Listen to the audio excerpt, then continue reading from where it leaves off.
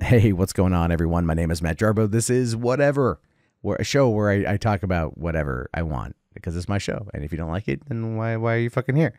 That's right. That's right. That's what I thought. Because you like me. Because you at least tolerate me for the time of which I'm humping your eardrums. It is right now 12 o'clock. It's midnight. It's the witching hour. It is the 7th of July 2018. It is 7718, which means nothing, quite frankly. Means absolutely 100% nothing. Yeah, so what are we going to talk about today, guys? We're going to talk about Comic-Con. We're going to talk about Comic-Con because I'm mad at Comic-Con. I'm very mad at San Diego. Okay, and when I say Comic-Con and when anyone says Comic-Con, they should always refer back to San Diego. In your mind, it should be no other convention other than the San Diego Comic-Con International. That, my friends, is Comic-Con. That, my friends, is the mecca of all sorts of fan events. 150,000 people descending upon sunny San Diego, the whale's vagina, if you will, in order to get their geek on for a week. And I've been doing it for the better part of 2 fucking decades. But this year, 2018, is a year I've chosen to not go. It's the year I've chosen to not attend. And you know why? Because I am sick and fucking tired of Comic-Con and how it's run and a lot with it. And that bothers me. That really bothers me as a fan of the event, because for the last couple of years I've been going and I've been getting frustrated when I go, right? And I keep telling myself, I'm not going to go next year. And then, of course, because I go for free, I want there to be full disclosure. I go as press, so I go for free. I've done it 18 times. I've never paid to get in. That's probably why I continue to go. So if you're asking yourself, should I go to Comic-Con? The answer to is try to go for free. Other than that, it's up to you. But I've been doing it for years. Running a YouTube channel, as well as working in the games industry as a journalist for a while, got me access to a lot of things. And as a result, I've never really wanted to let it go. I've never really wanted to pay for shit. That makes me a bad person. I understand that. But I still cover this stuff and it's part of the job. So there are some perks every once in a while. But Comic-Con, let me take you back to the year 2000. I was a freshly graduated, pudgy 18-year-old, just growing a goatee that looked terrible. Looked like I just splotched pubes on my face, and my face was already round and pudgy, and I had a buzz cut, and I was in a polo. I looked bad. I will have to find photos of me with like with Playboy models, not porn stars, with Playboy models, and I just look like a fucking chode. You know what I mean? I just look like the stereotypical kid you would see at this kind of event. And that's fine with me. That's my rite of passage for the first year I went. But the first year I went was 2000. 18 years old. I could drive to downtown and I could park right next to the convention center. There was an open lot. They were getting ready to build a hotel that would become the Hyatt, but I could park there for $7 for the day. I went down there, right? Walked around, checked shit out, had a good old time, brought my siblings with me. And enjoyed Comic-Con. I was at the San Diego Comic-Con back when they only had like maybe 20, 30,000 people. Wasn't that big. I mean, that is still pretty big overall, but it's still like, it's manageable, right? Then 2001 rolls around and I realized, wait a minute, I can get in for free. So I decided to get my friends in. I ended up getting in about 15 people that year. To the point of where I'm pretty sure they must have realized that there was a lot of people from a specific outlet, which I'm not going to name, but it worked out okay. And then, of course, after that, I just kept going and just kept doing it. And it became this yearly tradition, this yearly thing where I started when I was 18 and I went all through my 20s and I went into my 30s. I'm 36 now. And I would go and enjoy this convention. So you might be asking yourself, Matt, if you have so much fun, why the fuck aren't you going to go? Why are you so mad at it? What the hell's going on? Here's what's going on. It's the people. It's seriously too many goddamn people. And I know that sounds weird, but that's just kind of where I'm at right now. you hit a point, you hit a point in your life when you realize that you just don't want to be around people for very long. Certain people, 100%, right? You can be with them all day long, so on and so forth, but you can't be around that many. And the thing is, I'm a movie guy. I'm a movie and TV nerd, so I would always go to the movie and TV panels, which in the early days of Comic-Con when I was going there, that wasn't really even a thing. Movies going to San Diego Comic-Con was like nothing. It would never really happen. And it wasn't until like 2002, 2003 when this started being a thing, when they would have the Ballroom 20, a room that held 4,300 people, one that you used to be able to walk into and walk out of no problem all day long, all of a sudden had lines that would wrap around the building because they would have, and I'm not kidding you, in 2003, just in one day in that room, they had Angelina Jolie, Kevin Smith, Arnold Schwarzenegger, James Cameron, fucking Ben Affleck. I just tons and tons and tons of people. That might have been 2002. It was either 2002 or 2003. But in those years, you would start bringing these big celebrities that were there. And that was kind of like it felt like kind of like VidCon for this shit to an extent, because they were close. They were like, not like touchable because, they had bodyguards and shit, but they were there. You could talk to them. You could ask them questions. Q&As were a thing. And then, they would go out to the sales pavilion and they would autograph stuff, right? They would do signings, and it was just like this more intimate kind of cool, kitschy experience. Then, of course, they get really big. The movies start taking off. People start paying attention. Hall H became a thing. And I am sure that if you follow Comic-Con at all, if you follow anything about Comic-Con, you know about Hall H.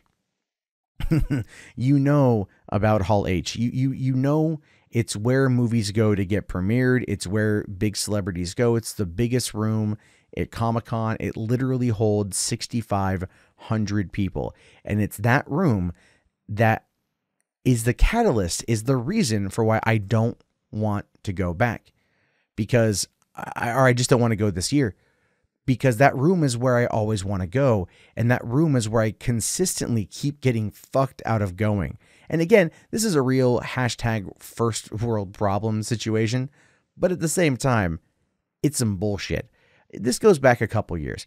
So Comic-Con realized that Hall H does pretty well. And I want to take you back to 2009. This is when I would argue that they really realized what they were onto here. And that was Twilight New Moon. For some fucking reason, Twilight decided to go to Comic-Con. Of all things, Twilight. No one there cared about Twilight. The year before, 2008, they had the trailer for the first Twilight movie that played, and guess what? People booed the fuck out of it. They booed the fuck out of that movie. So the next year, they thought, hey, why don't we bring the cast? Why don't we bring the crew? Why don't we show off a little bit of New Moon? And I happened to get there that morning, and I wish I still had the picture of this, but we parked on the top floor of a parking lot by the Hilton, and I could look down to the line for Hall H, and there was like 5,000-6,000 people that were just there, that were waiting to get in. And we went and got in line, and because we were going to spend all day. Hall H became our whole day affair, right? All 3 of the 4 days of Comic-Con for the most part would be spent in Hall H, culminating on Saturday night when Kevin Smith would perform. And even that's not happening anymore. So it's like, fuck it, right? But anyway, we get down there, and my buddy decides to sneak in a 1-liter bottle of gin, because this is how we were going to get through the Twilight panel. So we proceed to get fucking shit-faced, waiting for this thing to start, go in there, and during the Twilight panel, we proceed to just make everyone around us highly uncomfortable, because we're making lots of jokes, especially when they showed off a clip from the movie. And you have to understand, Twilight brought in a specific crowd, and that would be the Twilight crowd. They brought in the young, pre or slightly post-pubescent girls that wanted to see Edward, they wanted to see Jacob, and they were passively there for K-Stew. But in the clip they showed, and I think they did this specifically, it was a scene in New Moon when Bella crashes her bike, Jacob comes over to help her, and he ends up taking off his shirt because she cut her head. And you could hear like 4,500 girls hitting sexual maturity like that. right? You're just, it's like 6 screens of Jacob, topless, washboard abs, right? I mean, like, I'm a straight man, but I can at least appreciate that dude looks pretty good. He did a good job, right? He did a good, he was well looked after, I guess. And so, they did that. And then when that panel was over, everyone got up and they left, right? Like over half the room got up and filtered out because all those girls were there for was just Twilight. That was it. They weren't there for the rest of the panel.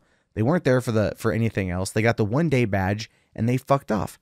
And the next panel was Avatar, where they did in 3D show us 22 minutes of the movie in that hall, which was really, really, really cool for 2009 for 3D technology to be working in the, I mean, like they Cameron, he made it work. He made it good. That is what Hall H is. Hall H is where they show you the new stuff from the new movies. Hall H is where they show you the cool new little things. They did the 3D stuff. They put in a really good sound system. I mean, they make it a spectacle. And that's why I keep going, because the spectacle is there. The spectacle is what I love. And I get mad that I can't go. And I know it sounds selfish. I get that. I completely understand that. But that's just how I'm feeling about it. But I'll tell you this, guys, the craziest thing that ever happened in Hall H, and this made international worldwide news, was the following year in 2010 on Saturday, where they had the Marvel Studios panel at the end of the day. And they were going to be talking about Avengers. That was going to be the big thing.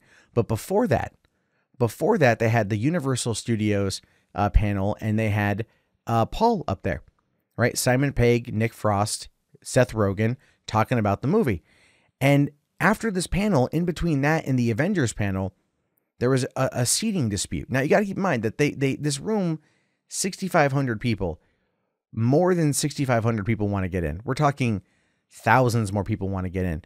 And so, yeah, people do take up more than one seat because the seats are small and nerds are generally, well, large.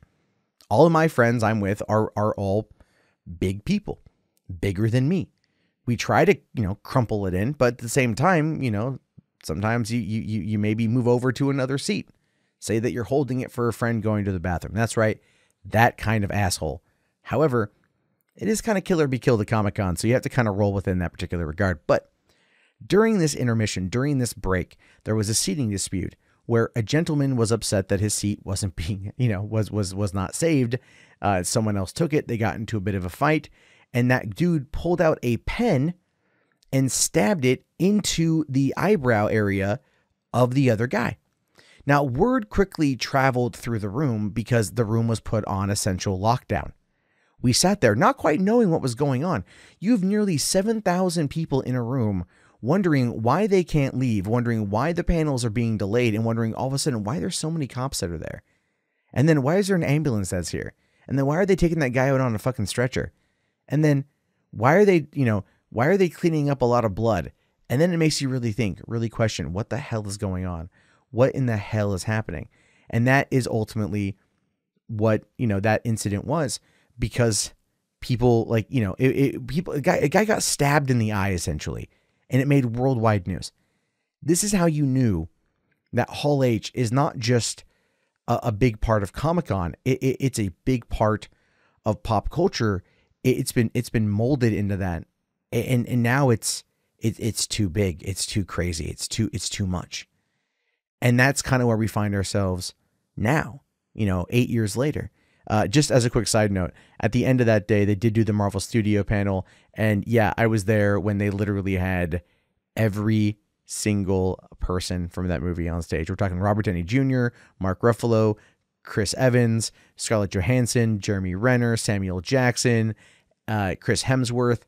Everyone was there. Joss Whedon. I got to see them live on stage. That was fucking cool. One of the coolest things I've ever seen in my entire life. As a big Marvel Studios fan, one of the coolest fucking things I've ever fucking seen. So that to me is the defining Hall H moment. Now, why am I so bitter and angry 8 years later? And again, it boils down to that crowd. It all started a couple years ago. It started a couple years ago when they decided to start giving out wristbands, right? Now, really, I have to confess something here. I had friends of mine that would go and get disabled badges to get in the disabled lines. They weren't disabled. In fact, I would argue that many people that were in the disabled services line probably weren't actually disabled. This is the thing. People did this kind of shit because for a while there, you actually didn't need really to wait in any kind of line. You could just go get the disabled services badge, which underneath the ADA laws here in the United States, they cannot ask you what is wrong. And they just give you the badge, and that puts you in a smaller line that ultimately gets let in a lot faster than everybody else. It's a scam. It's a play. And a lot of people did it. Now, I'm not going to sit there and say that I haven't done it, but I'm also not going to confirm that I have done it, just that I've been privy to certain pieces of information. That being said, go back to 2015. 2015 happened, and it's one of the things that really kind of like it disgusted me for kind of being in this area. Now, I was given an attendee badge at that time, which allowed me to then, you have the person who has the disability, and then you've got the person who is their attendee. And I was given an attendee badge, right? So I could wait there with my friends and shit. And it felt kind of scummy, but at the same time, Star Wars panel was the next day. I really wanted to go to the Star Wars panel. So I'm like, I'm going to do whatever I can do to get into this thing. And that's that. Not my proudest, not my finest moment. But I'll admit that it was a piece of shit. Okay. But what happens is Comic-Con decides on the Saturday night of the show, they do this Thursday night, Friday night, or Wednesday night. Yeah, Thursday night and Friday night. They give out these wristbands. So what they did is they have 6,500 to give out, and they're meant to give out, to the disabled badge, a couple hundred of them, but they only gave out 75. And the people that were in the disabled services line were furious. I mean this, like literally furious that they were not being given wristbands to get in. I'm talking entitlement out the ass. This is why I've honest to God, not only me, but my friends stopped doing this after that. They stopped doing it. They stopped going there because what happened? People were literally getting a hold of convention officials to complain about the staff not giving out the wristbands to the disabled line. And the disabled line was like, wondering why they weren't getting special treatment. They were literally wondering why they weren't getting special treatment. Not only that, but to combat the pushback from the Comic-Con officials who were trying to give the people the right information. They decided to, I'm not even kidding you, they contacted local Fox News. They contacted Fox News. Fox News sent out a fucking camera guy and a reporter to report on this injustice, right? They went out there to report on this massive injustice that these disabled patrons of Comic-Con were not being treated fairly. We're not getting the same number of wristbands that everyone else was getting. Keep in mind, like I said, there's like 8,000 people in line, and there's like 200-300 people in the disabled line. The people in the disabled line really wanted to get those wristbands, and they were like super entitled about it, right? Super fucking entitled about it. Everyone else got their wristbands. Only 75 disabled did. So I'm sitting there when Fox News shows up, and this girl sitting next to me, she legitimately says this. She goes, "Oh, thank God Fox News is here. They're going to fix everything." And I just looked at her and I'm all like, that's not going to happen. And she's like, no, they will. They're going to fix everything. Fox News makes everything better. I'm like, where are you from? She's like, from Utah. And I'm like, okay, here's the thing.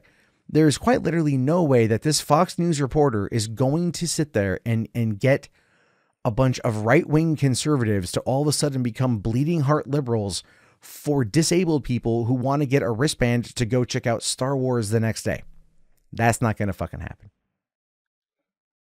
I think she got my point, because guess what? It didn't do anything, right? People were threatening to contact the NAACP. People were threatening to contact, I think even the Anti-Defamation League. I mean, people were losing their minds. And as I am sitting there, standing there, watching this unfold, the line that had formed for the disabled line Now wasn't a line at all. It was a constant. It was a mob. It was a mess of people. It was a mash of people. And I felt disgusted to be in there. I felt terrible to be in there because this is not what I'm about. This is not what I anything that I'm about. And I'm in the middle of this and I didn't even want to be there anymore. And so I opted to leave. My friends decided to stay to hold their spots in line. And I went home. And I came back the next morning with fresh burritos because it's California and this is what you do. And, you know, we waited, we got in and we ended up, you know, having a fun day there. But the next year, 2016, we decided to go to the back of the line. We decided to wait. And we waited from about 3:30 p.m. until about 1:30 in the morning when we finally got our wristbands. That's how long it took them to give out 6,000 wristbands. Was from about 9 p.m., which is when they started, till 1:30 in the morning. And the reason why was because people like to cut in line. People like to make new lines. There's no actual rhyme or reason to what goes on. Comic-Con knows this. Comic-Con doesn't care. So at 1:30 in the morning, we got our wristbands to come back the next day. And we had to be back by 7 a.m. or else we were going to lose our space. So we went home, got something to, you know, got a shower, got some sleep, went back the next morning. Thankfully, friends of mine were crashing out overnight, so I bribed them with burritos in order to get my spot in line. Figured we just made it. We just made it into there by the skin of our teeth, right? We just made it through by the skin of our sack for 2016. 2017 rolls around, and I'm there again. Same process. We go out there, we get in line, 3:30 p.m., and we start waiting, and we wait, and we wait, and we wait, and we wait, and we wait. 9 p.m. rolls around, they start handing out wristbands. Now, I'm following this online. I'm following this on the Hall H Twitter feed to see what's going on, to see where the people are at. Then it hits another snag. The snag is that there was another line. The line splintered off, and the people who were giving out the badges or giving out the wristbands, they got confused. They went the wrong direction. And when we found this out, when we were well within that 6,000 people mark to get the wristbands, right? We didn't even get ours because they went the wrong direction and they fucked up. And you got to understand this here. My friends that I go with, we've been going together since 2001. We're veterans. We know all the tricks. We know all the hacks. We know all the ways to get around everything. We couldn't get around this. We had no choice but to take the L. Man, did our egos set in though. I know mine did. I know it's still active right now. I will fucking fully admit that. But I was furious. I was so fucking furious at this thing. I was so goddamn mad because they were doing Avengers Infinity War there. They're showing off footage from Avengers Infinity War the next day, and there'd be no way I was going to be able to get in. It wasn't until the end of the day, but I'm not going to wait outside all day. I've been doing this for too fucking long. I mean, and thankfully somebody bootlegged it anyway, so I could watch it that night. But I was so mad that I went home and I said, fuck it. I'm not going to go back until later on in the day. And I'm usually, you guys have to understand, in all the years I've been going, in the 18 years I've been going, I will not get home until 1 or 2 o'clock in the morning. I will be up again at 6 or 5:30 or whatever. I will get a shower. I will get something to eat. I will be back in the car and I will be back down there as early as I have to be. And I used to do this while working a night job at my theater. So I go to Comic-Con all day and then I would work from 6:30 p.m. until about 2 o'clock in the morning, get about 2-3 hours of sleep and go and do it all over again. I'm a fucking machine when it comes to Comic-Con. This is my yearly break with my friends. This is what I get to do for fun with them. I've done this shit for fucking years. I was so mad. I was so furious. I didn't even go the last day of the con. I chose to hang out with my kid brother instead, which ultimately, I'm not going to lie, was a better thing because I don't get to see him very often and I couldn't get him a ticket to get in. So there's that. But I was so furious at Comic-Con that I decided I wasn't going to go for the last day. And I opted to not even go this year. Now, we're like 24 minutes into this whole thing, right? Or whatever, 23, 24 minutes into this one. And I'm pretty positive I come across as one of the most entitled motherfuckers you've ever encountered telling this kind of story, right? And here's the thing. I understand that. I do understand that. And I do own that too, by the way. I don't want to be entitled, but I just want fair fucking treatment. And part of me also sits there and realizes that I've been doing this for so long that like there are certain things I've just become accustomed to, ways of getting around the system or ways things have always seemed to kind of work out. And when they don't work out, I freak out, I lose my shit, and then I don't go back. I throw a bit of a tantrum. I understand that. I'm just expressing myself about why I'm not going in 2018. Because here's the thing, guys. It's not only that. Comic-Con hasn't changed much in the time I've been going. Yes, it's gotten bigger. You know, yes, it brings in like over $200 million in revenue to the city over the span of the week. That one event will generate more tourist income for San Diego than the entire season of the Chargers, and I believe the Padres do the entire season for both of those teams. Now they're the LA Chargers, so clearly San Diego Comic-Con does more. But the big problem here also is that there's a frustration that I've got with Comic-Con International as an organization, as a nonprofit, their leadership, as well as the San Diego City Council. Because what Comic-Con needs is it needs to be expanded. The convention center needs to be expanded because it's no longer just in the convention center. It's over in the Hilton Bayfront. It's over in the other Hilton. It's in the Marriott. It's in the Hyatt. It's also at Petco Park. It's also in Gaslamp. And it sprawls all the way around that whole area. It just encompasses all of this area around downtown San Diego. It needs to be bigger.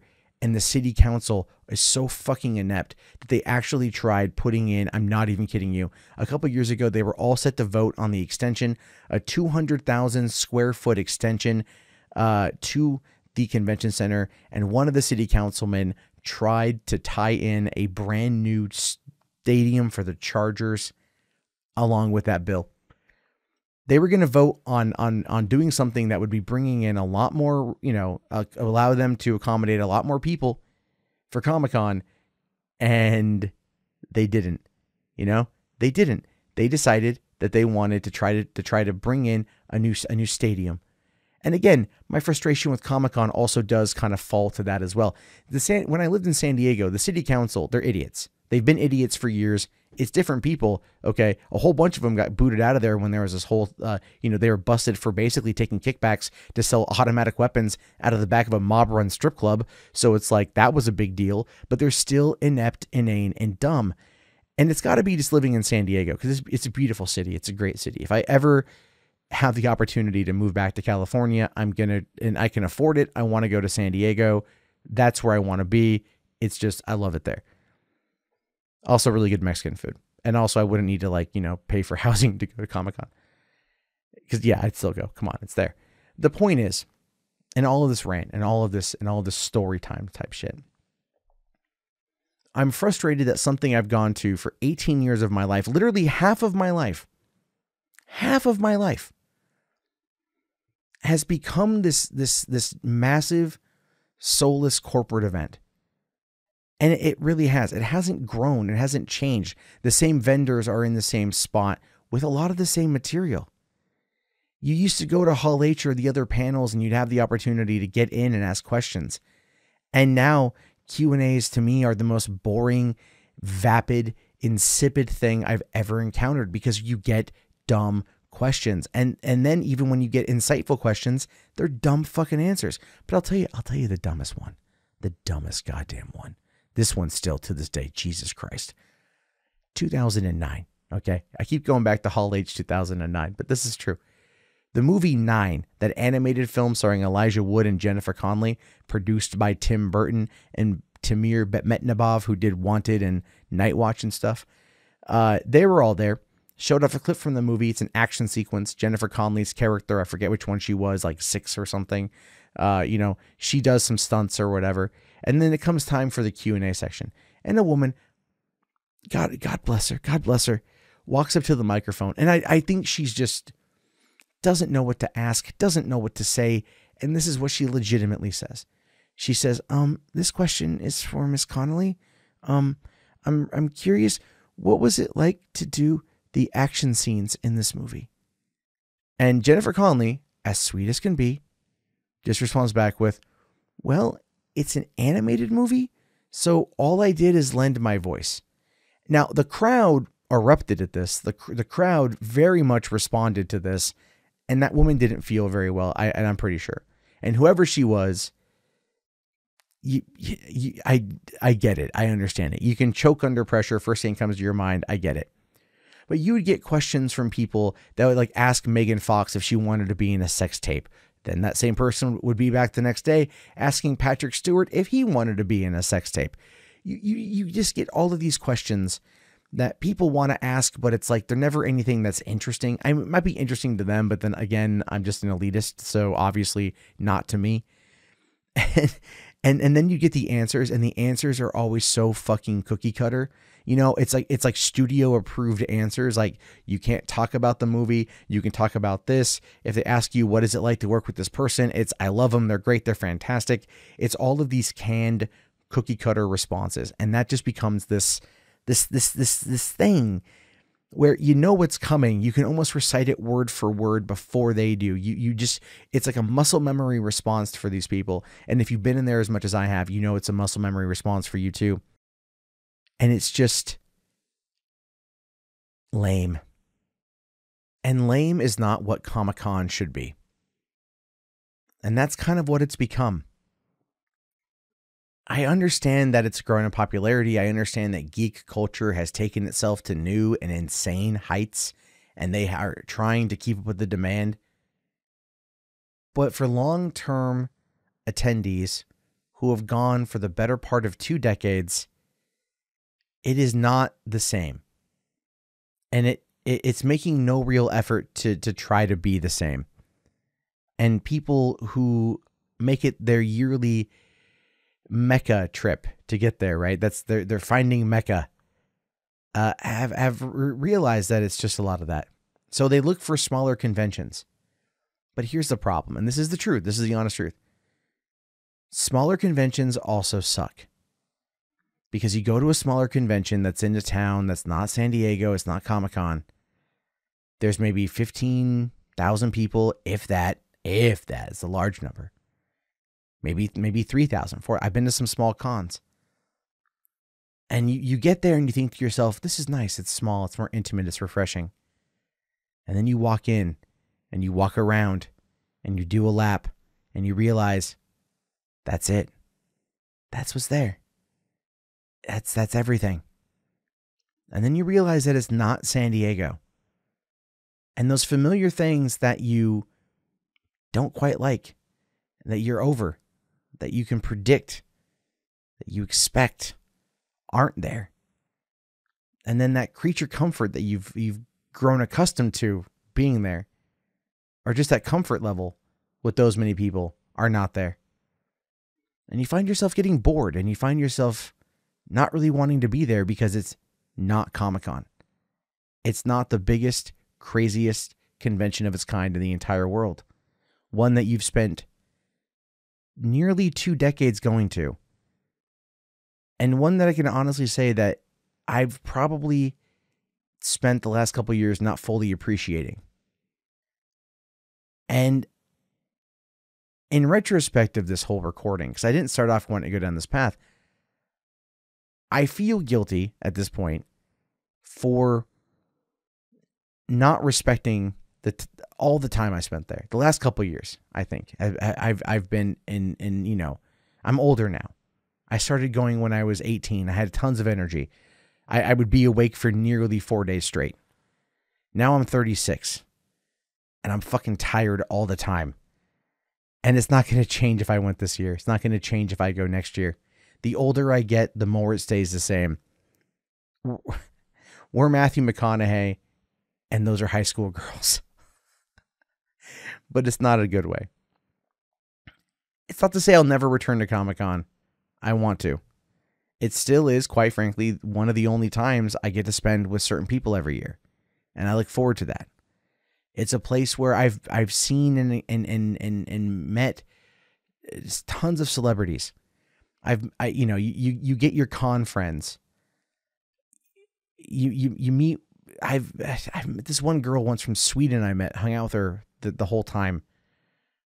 Gorgeous girl, fantastic girl. Had a great time hanging out for this couple days, and that was it.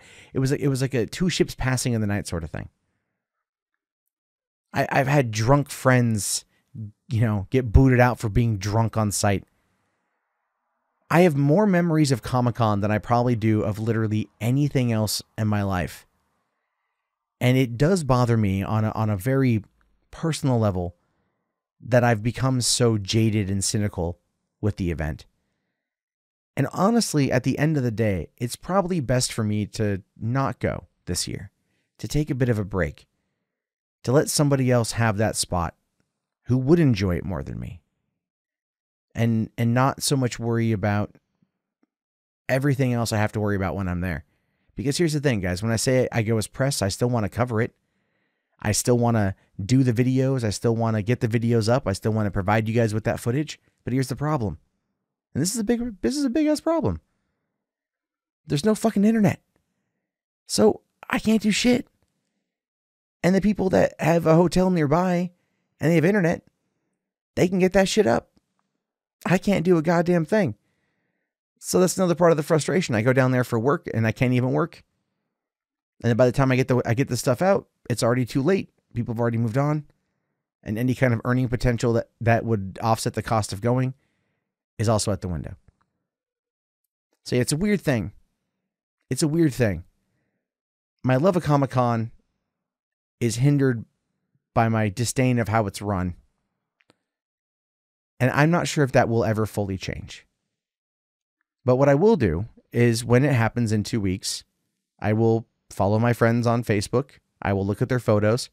I will watch the live streams when there's going to be live streams. And then I'll gladly wait for all the information coming out of the movies so then I can talk about it in a timely fashion.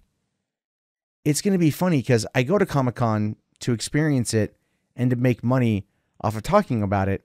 But in reality, I can sit at home in my underwear in a nice air-conditioned room and make more money by simply just waiting for somebody else to cover it and then me talking about that. And that bothers me because that's not the way it should be, but it's the way that it is. And as a result of that, as on top of all the wristband stuff, I'm just cynical and I'm bitter and I'm old. And that's shitty. But there's always next year, and who knows what's going to happen. Who knows? So that kind of wraps up this whole thing about Comic-Con, why I'm not going to go in 2018. It's a near 40-minute rant taking you through some stories of Comic-Con, some ups, some downs, hopefully some entertaining stuff there, and a lot of me just complaining. So if you've made it to this point, if you have made it to this part, the word of the day, it's not a word, it's just 4 letters, SDCC. That's it. Put that in the chat. Put that down. I know you guys are here. And I appreciate you getting to this point. And I appreciate you guys listening to whatever. And I'll talk to you guys soon. Have a great one.